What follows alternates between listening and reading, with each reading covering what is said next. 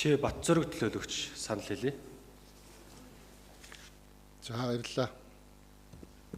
За энэ төслийг хуучин хариуцчихсны хувьд бол нэгдүгээрт Улаанбаатар хотын иргэд төдийгүй манай Монгол улсын хөгжилд нэлээд томоохон мега төсөлтөө.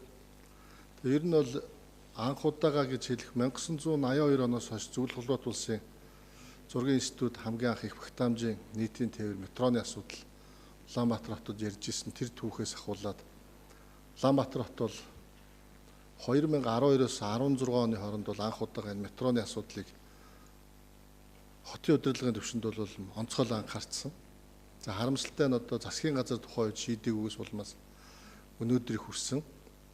За эргээд засгийн газрын төвшөнд нэлээд анхаарч 2022 онд та бүхэн санаж байгаа. Бид нар одоо энэ удаа бол бид нар MRT буюу одоо хүнд одоо түнэлийн механизм бүхий энэ метрог барьж явуулахаар оруулж ирж байна. За өмнө нь бид нар Улаанбаатар хот бас та бүхэн санаж байгаа бол 22 онд бид нар хөнгөн галт хэргийг барьж явуулахаар засгийн газарт шийдвэр гараад улсын хурл руу орж исэн. За харамсалтай нөгөө хөрөнгө мөнгө санхүү за бонд баталгаа гээл бүхэл юм дээр унсан л да. Тэгээ одоо яг тухайн үед бол одоо 800 арай хүрэхгүй сая доллараар барьж явуулах гэжсэн. Өнөөдөр энэ тоо бол одоо 3 дахин өссөн. Ягаад гэвэл энэ техникийн шийдэл, технологи, ачааллын хүн зөөх чадварын хувьд бол 3 дахин илүү л дээ. Тэгэхээр 2.4 тэрбум төгрөгөөр одоо барих энэ техник эдийн засгийн үндэслэлийг оруулж ирж байна. Одоо төслийн захирал нь манай мөнх талаа юм байна. За манай Баатар захирлын одоо төслийн нэгж дээр одоо ингэ хариалагдаж явдаг. За манай даваа далайн орлогч хариуцдаг. За ингээ иргэдийн төлөвчдийн хурлаас өнөөдөр шийдвэр гаргуул засгийн газар цаашлаад одоо хөрөнгийн асуудал дээр бол энэ манай төслийн нэгж тодорхой одоо хотын даргадаа нэлээд том далайцтай төшиж тулгуур болж явахгүй бол энэ төсөл дахиад 2 жилийн өмнөх шиг хад мөргөө зогсон шүү. Тэгээ энэ төсөл бол зогсох ёсгүй цаашаа үргэлжлэх ёстой.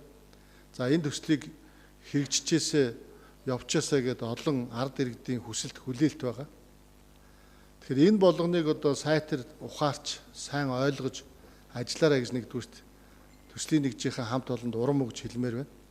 За мөн засгийн газар улсын хурл одоо эрх баригч нартаа бас энэ төслийг дэмжиж явуулахыг бас би уриалж хүсэж байна. За нөгөөдөгөр манай төслийн гол зөвлөх маань бүгд Солонгос улсын Дова гэдэг компани орсон байна л да. За манай Дова компани бол сайнаараач саараараач манай нийслэлд алдартай компани. Одоо гэр хорооллыг дахин одоо ГДП-ийн төсөл гэж байсан. Энэ дээр хийсэн зураг төсөл бас амжилтгүй болж исэн үе бий. За одоо энэ төсөл дээр одоо маш тодорхой техникийн хувьд түрүүн сая бас манай зарим төлөөлөгч нар хэллээ. Технологийн шийдлийг нь хэрэгжүүлэх төслийн үе шатыг нь энэ бүхнийг нарийн тооцож хэлж өгөөрэй.